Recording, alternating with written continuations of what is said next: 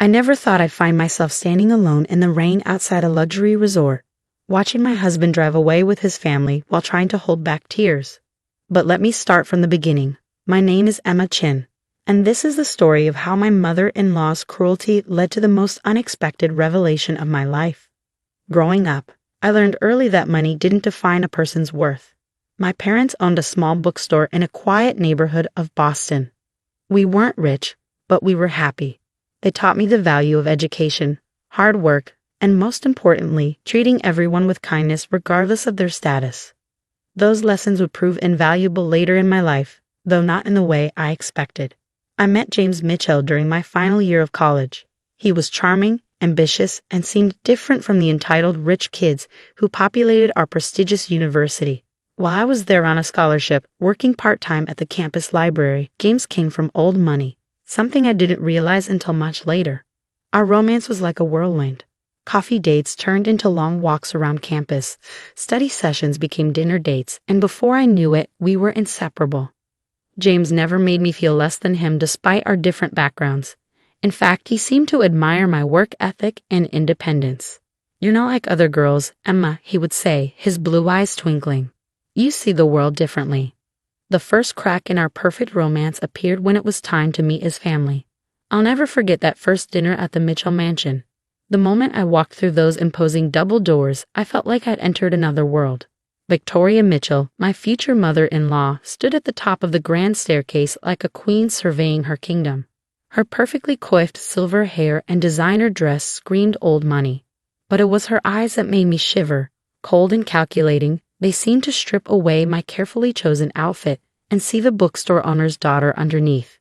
"So," she said, her voice dripping with fake sweetness, "this is the scholarship student James has been spending time with." That night set the tone for our entire relationship. No matter what I did, no matter how hard I tried, I was never good enough in Victoria's eyes. When James proposed 6 months later, her disapproval became even more apparent. "Really, James," I overheard her saying one day, "there are so many suitable girls from good families. What will people say?"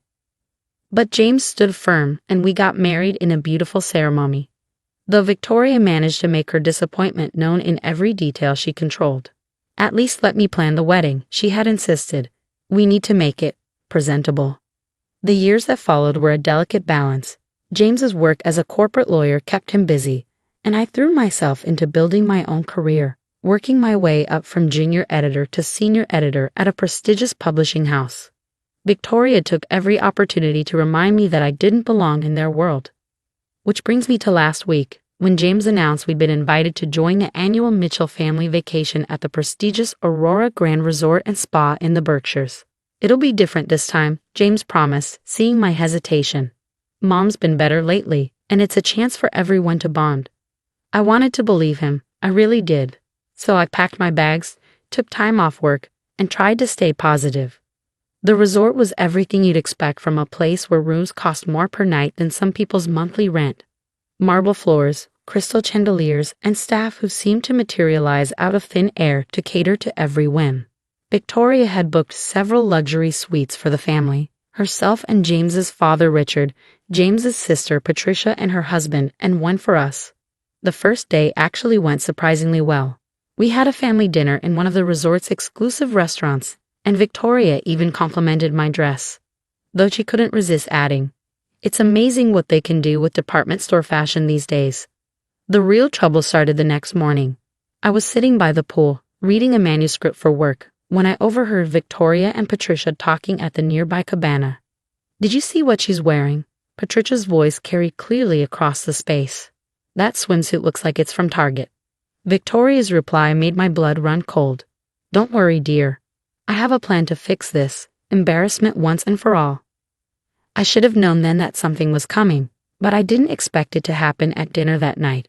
Victoria had arranged for us to eat at La Ciel, the resort's most exclusive restaurant. As we were being seated, she made a show of looking at my outfit, a simple but elegant black dress. "Oh dear," she said loudly enough for nearby tables to hear. "I'm so sorry, Emma. But this restaurant has a strict dress code, designer attire only. Perhaps you could eat in the casual dining room instead." I felt my face flush as heads turned toward our table. My dress is perfectly appropriate, I said quietly, trying to maintain my dignity. Victoria's eyes gleamed with malice. James, darling, surely you see that Emma is out of her element here. This is a family tradition, and some people simply don't understand our standards. I looked at James, waiting for him to defend me. He shifted uncomfortably in his seat, looking between me and his mother. Maybe Mom has a point, Emma. We don't want to make a scene. His words hit me like a physical blow. 5 years of marriage, and he still couldn't stand up to his mother. I stood up slowly, my hands shaking. I see, I said, my voice barely above a whisper. Well, I wouldn't want to embarrass anyone with my presence. Victoria smiled triumphantly. Perfect. James, why don't you help Emma pack her things? She can take a cab back to the city. We'll enjoy the rest of our family vacation properly. I waited for anyone, to object. Patricia smirked. Her husband suddenly became very interested in his menu, and Richard, my father-in-law, just sighed and looked away. As for James, he just sat there, avoiding my eyes. That's how I found myself standing in the rain outside the resort, watching James drive away after helping me with my bags. He had mumbled something about calling me later, about how I should understand that family traditions were important, about how maybe next year would be better. I was about to call for a cab when a sleek black car pulled up, and a distinguished-looking man in his 60s stepped out, holding an umbrella. Miss Chen, he said, looking concerned. I'm Robert Sterling, the owner of Aurora Grand. Would you mind joining me for a conversation in my office? There seems to be a situation we need to discuss. Little did I know that conversation would change everything. As I followed Robert Sterling through the grand lobby, I couldn't help but notice how the staff's demeanor changed when they saw him. Their polite smiles transformed into genuine respect, and several even bowed slightly as we passed. Despite my emotional turmoil, I found myself curious about why the owner of such a prestigious resort would take an interest in my situation. His office was exactly what you'd expect from someone of his position. Elegant mahogany furniture, floor-to-ceiling windows overlooking the mountains, and walls lined with awards and photographs. But what caught my eye was a familiar face in one of the largest photos. My grandfather, Jonathan Chen, standing next to a younger Robert Sterling. Please have a seat, Miss Chen, Robert said kindly, gesturing to a plush leather chair. Or should I say, Ms. Jonathan Chen's granddaughter. I sat down slowly, my mind racing. You knew my grandfather. Robert's eyes softened with what looked like nostalgia. Knew him? Emma, your grandfather was my mentor and closest friend for over 30 years. He was also the original investor in Aurora Grand Resort. My hands began to shake as the implications of his words sank in. Grandfather had passed away 2 years ago, leaving behind a letter that I hadn't been able to bring myself to open yet.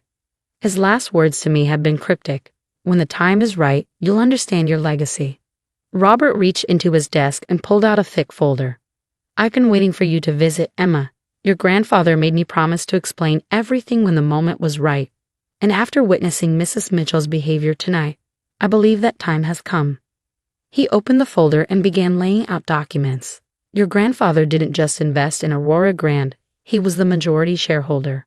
When he passed away, his entire 60% ownership of the resort chain transferred to you. The room seemed to spin. That's impossible. I would have known. Jonathan was very specific about keeping this quiet until you were ready. Robert explained. He wanted you to build your own life, develop your own strength of character without the influence of wealth. And from what I've observed, you've done exactly that. Tears welled up in my eyes as I thought about my grandfather, how he'd always encouraged me to work hard, to stay humble, to judge people by their actions rather than their bank accounts. Even when I was struggling with student loans, he'd insisted I find my own way. There's more, Robert continued, his expression turning serious. The Aurora Grand isn't just one resort. We're a chain of luxury properties across the globe with a current market value of over $3.2 billion. As majority shareholder, you're effectively the owner of the entire enterprise. I sat there in stunned silence, my mother-in-law's cruel words echoing in my mind. All those years of subtle jabs, of being treated like I was beneath them. And I've been worth more than the entire Mitchell family combined. Why tell me now? I managed to ask.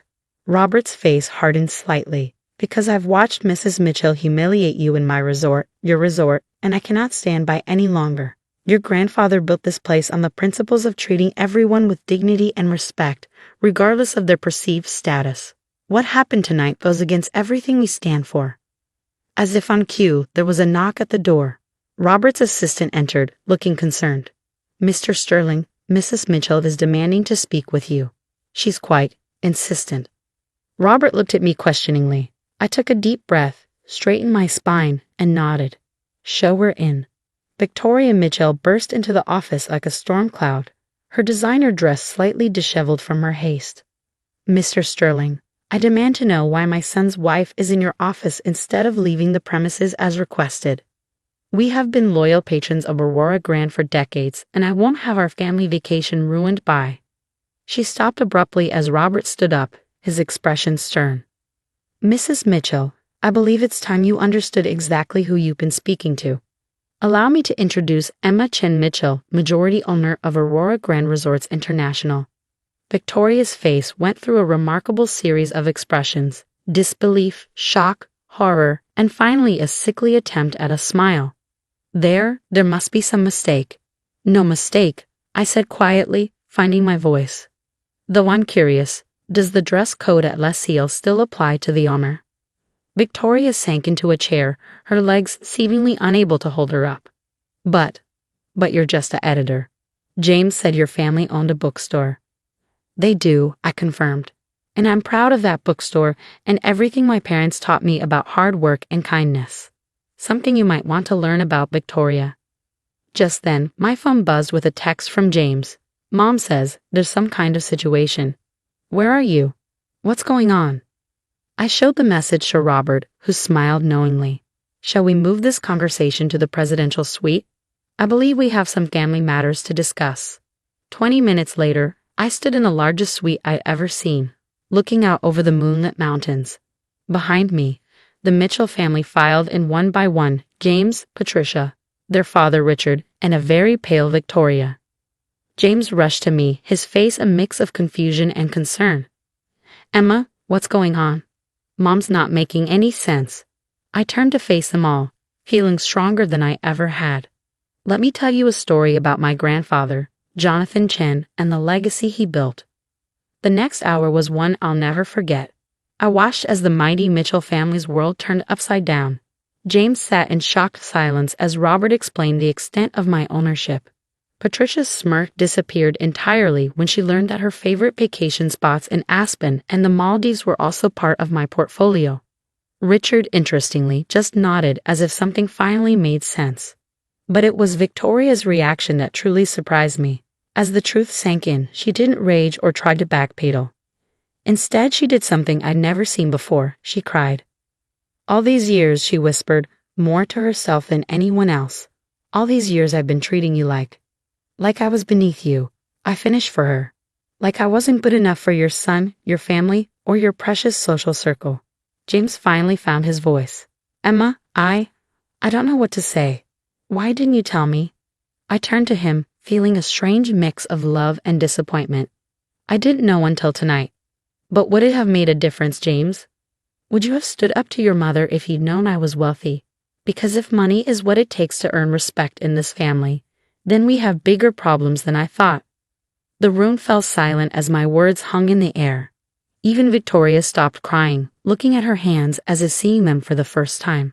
Robert cleared his throat. I'll leave you to discuss this as a family. Emma, we can meet tomorrow to go over the details of your position on the board. As he headed toward the door, he paused and turned back. Oh, and Mrs. Mitchell. The dress code at Les Seal has always been elegant attire. We've never had a designer-only policy. We don't believe in discriminating based on labels, something your daughter-in-law's grandfather insisted upon when he founded this resort. The door clicked shut behind him, leaving me alone with the Mitchells and the weight of everything that had just been revealed. What happened next would either break this family apart forever or force us to rebuild on a foundation of genuine respect and understanding. Looking at their shocked faces, I realized the true value of my grandfather's legacy wasn't in the billions of dollars or the luxury resorts. It was in the lesson he'd wanted me to learn and now teach. True worth isn't found in a bank account or a designer label. but in how you treat others when you think they have nothing to offer you. The real question was, were the Mitchells ready to learn this lesson? The silence in the presidential suite stretched on for what felt like hours. James was the first to break it, running his hands through his hair, a nervous habit I come to recognize over our years together.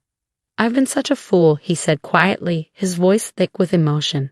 "All these years watching Mom treat you like this, and I let it happen." Victoria stood up suddenly, smoothing her designer dress with trembling hands. "I should go. Clearly, I've made quite enough of a mess tonight." "Sit down, Mother," James said with unexpected firmness. For the first time in our marriage, I heard him speak to her without that underlying note of deference. "We're going to have this conversation as a family. All of it." Victoria sank back into her chair, looking smaller somehow without her usual air of superiority. Patricia, who had been uncharacteristically quiet, spoke up. "So all this time, while we were judging you, looking down on you," she laughed, but it wasn't her usual mocking laugh. "God, we must have looked so ridiculous to you." "I didn't know," I reminded her, "about any of this. And that's the point, isn't it? You treated me badly because you thought I was poor. Would it have been okay if I actually was?" Richard, who had been silent until now, cleared his throat. "No," he said simply. "No, it wouldn't have been." He turned to Victoria, and for the first time, I saw real anger in his eyes. "This has gone on long enough, Victoria. What you did tonight, what you've been doing for years, it stops now." Victoria looked at her husband in shock. "Richard, I let this happen too," he continued. "I stood by and watched you torture our daughter-in-law because, what? She didn't come from money, because her parents own a bookstore instead of a hedge fund." He stood up and walked to the window, his shoulders tense. "My father was a janitor, Victoria, or have you forgotten that?" The room fell silent again. I'd never known this about Richard. It had never come up in all our family gatherings. Victoria's face went pale. That's different," she stammered. "How?" Richard turned back to face her. "How is it different?" "I worked my way up, built our fortune from nothing, just like Emma's grandfather did. But somewhere along the way, you forgot what it means to value people for who they are, not what they own." James moved to sit beside me on the plush sofa, taking my hand in his. "Emma, I know saying sorry isn't enough. I failed you as a husband. I was so caught up in trying to please Mom, in maintaining family harmony, that I forgot my first duty was to you." I squeezed his hand, feeling tears well up in my eyes. "You did fail me, James. Every time you stayed silent, every time you told me to just ignore it or keep the peace. It hurt. It hurt so much." Victoria made a small sound, almost like a sob. "I did that.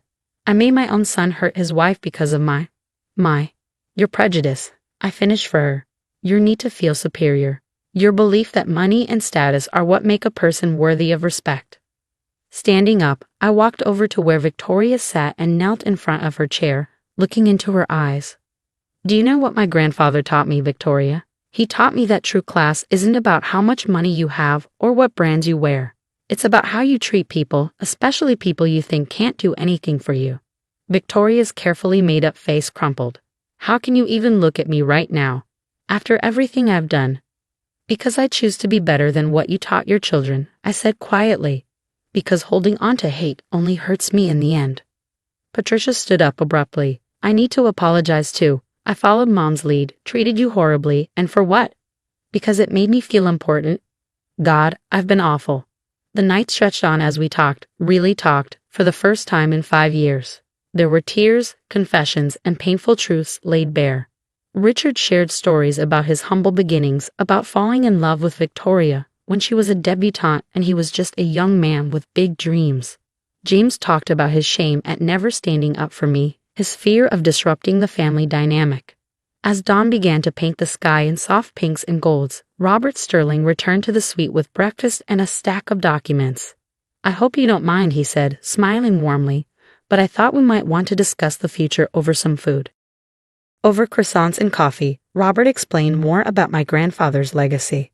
The Aurora Grand wasn't just a chain of luxury resorts. It was built on a foundation of ethical business practices, employee welfare, and community support. "Your grandfather believed that luxury shouldn't come at the cost of humanity," Robert explained. Every resort has a program to support local communities. We hire locally, provide education and training, and ensure that our success lifts up everyone around us. Victoria listened intently, and I saw something change in her expression. I would like to learn more about these programs, she said softly. Perhaps I could help. It wasn't a complete transformation. Those take time and real effort, but it was a start. In the weeks that followed, many things changed. James and I went through counseling, working to rebuild our marriage on a stronger foundation. He started standing up to his mother more, finding his own voice. Victoria, to everyone's surprise, began volunteering at a local women's shelter, teaching business skills to survivors of domestic violence. Patricia approached me one day with an idea for a literacy program at the resorts, inspired by my parents' bookstore. Maybe we could have little libraries in each resort, she suggested, filled with books from independent bookstores around the world. Richard took a more active role in mentoring young entrepreneurs from disadvantaged backgrounds, sharing his story of rising from poverty to success. As for me, I took my place on the board of Aurora Grand Resorts International, but I also kept my job as an editor. I loved my work, and now I had the platform to help other voices be heard. My grandfather's letter, when I finally opened it, contained just a few lines. My dearest Emma, true wealth isn't in what you own, but in what you give to others. You've always been rich in the ways that matter most. Now use this legacy to help others understand that truth. Love, Grandfather. 1 year later, we gathered again at the Aurora Grand for another family vacation. This time, Victoria insisted on inviting my parents too. Watching my mother teach Victoria how to make her famous apple pie in a sweets kitchen, while my father and Richard discussed books by the fireplace, I felt tears of joy spring to my eyes. James came up behind me, wrapping his arms around my waist. What are you thinking about? I leaned back against him, smiling. About how sometimes the greatest inheritances aren't the ones you can count in dollars. Your grandfather was a wise man, James said softly. He was, I agreed. And you know what the best part is? His legacy isn't just about the money or the resorts. It's about the lesson he taught us all, that true worth comes from how you treat others, not from what you own. Looking around at my transformed family, still imperfect, still learning, but trying to be better, I knew that this was the real treasure my grandfather had left me.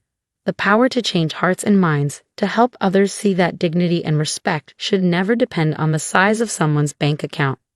And that, more than any amount of money, was worth everything.